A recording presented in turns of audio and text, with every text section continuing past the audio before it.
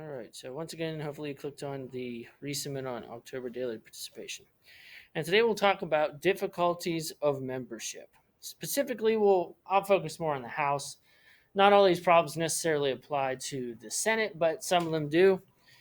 And the first one definitely is more of a House problem, and in particular. And by the way, when I go over this, I'll be talking about some of the daily problems that members have or things from year to year.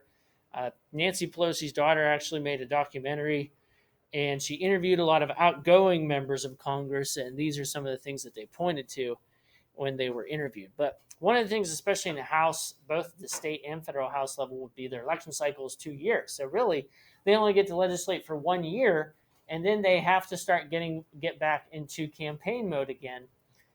And even though they have that year of legislating, even during that year, they have to obviously keep in touch with constituents and raise money, which we'll talk more about here in a little bit.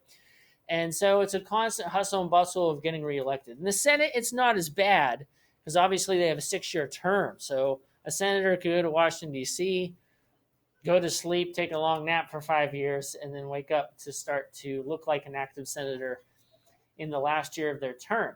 But even in that case, they have to cover entire states, which makes it a lot more challenging in a lot of ways. For instance, they have to cover bigger areas. They have to please more constituents. They obviously are going to have a better mix of people on the political spectrum.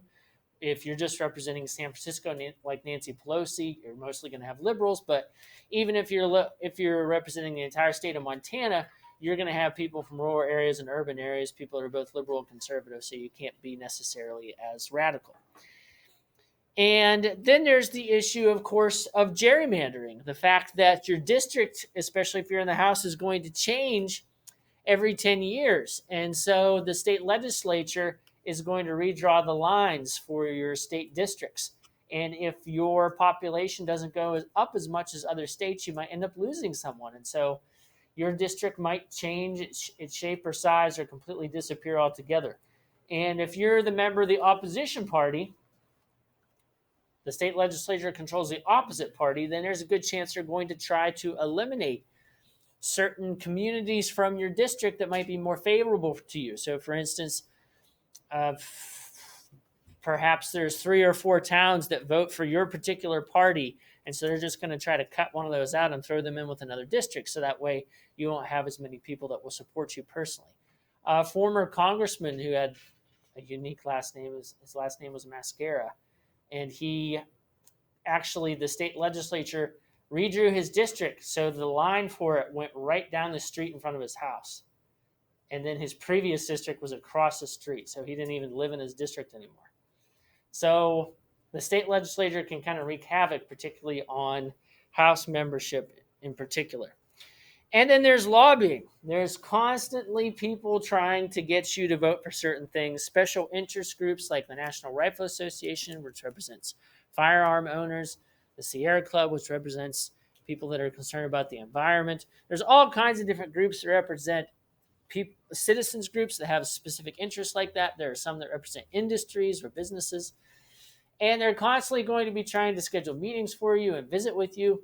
And you might say, well, I don't want to have to deal with that. I'm going to be above all that. I don't want to have to be legally bribed. People are going to contribute to my campaign. I'm going to ignore all that. But the problem is, of course, some of these organizations have members in your district, or they might have businesses in your district. And that if you don't respond to the lobbyists, they'll contact their organization. Their organization will get people back at the local level, known as grassroots, to try to also influence you somehow. So it's impossible to completely ignore lobbying. And then there's the fundraising. You have to raise hundreds of thousands of dollars just to keep your House seat. And it's not just for you. Members are expected to do phone banking, make calls to different individuals and organizations to ask for donations on behalf of the party as well. And so both the Republican and Democratic parties have offices in D.C. outside the Capitol complex where they have to go and they have to be like a little telemarketer, making random calls to angry people that don't want to talk to them and beg for money. And this is one of the 435 people that are supposed to help make our laws, but they have to spend time, of course, fundraising. Now, once you gain lots of seniority and fame, and this is why it's much easier for senators to avoid that kind of stuff, then obviously money's just going to come to you and you're not going to have to beg for it as much. But it's a difficult part of the process. And then there are party pressures. In each house, there are leaders, the majority minority leader, which steer the party in a particular direction, but assisting them are what are called the whips, WHIPS, which help enforce the party vote. So if the party takes a particular line on a topic, they go around and make sure all the members are going to vote the way that the party has decided. And you might think, well, how could they make them do that? Well, they can't technically order them to vote a certain way, but what they can do is, let's say there's a farm relief bill and the Republican Party wants to support it because most of the states they get support from are rural. And one of their members says, well, we already have a big debt. I'm not in favor of this.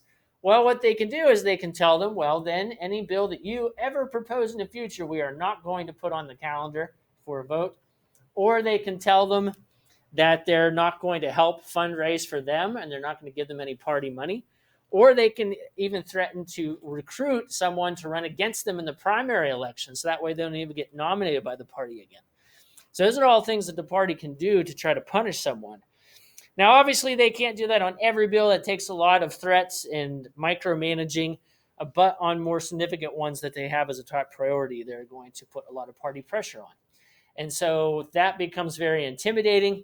Some members have even said if they socialize too much with the other party, they get a lot of grief from it, from their party leadership. And there are a lot of complaints about the pressure has caused basically less compromise to occur over the years. And then one other thing that I mentioned is that going back to the election cycle, one of the things that has been important, of course, is to make sure that you are reelected. And a lot of people complain that that means that they're more focused on keeping their jobs. And so people mistakenly think that means they're staying in DC and lobbying or meeting with lobbyists and fundraising. But actually, keeping their jobs has meant they now spend more time back home in their constituencies. So many of them will only be there Monday through Friday afternoon, and they'll spend as much time as possible back in their constituencies. And you might say, well, that's good. They're meeting and greeting with people, going to county fairs and Eagle Scout ceremonies and any type of town hall events. And that's good because they're staying in touch with their constituents. But it also means that they're doing less work in D.C. They're not getting to know all the people that live and work there. And they're not making as many contacts or compromises or working on legislation. And so one of the complaints of many members is that because of the pressure to get reelected and for them to stay in touch with people at home as much as possible, means that they're not able to be as good at legislating. They're just good at meeting and greeting some of the people that will vote for them. And so those are some of the problems of membership that occur, especially in the House, but also to some extent in the Senate. And on a micro level, of course, in Harrisburg as well.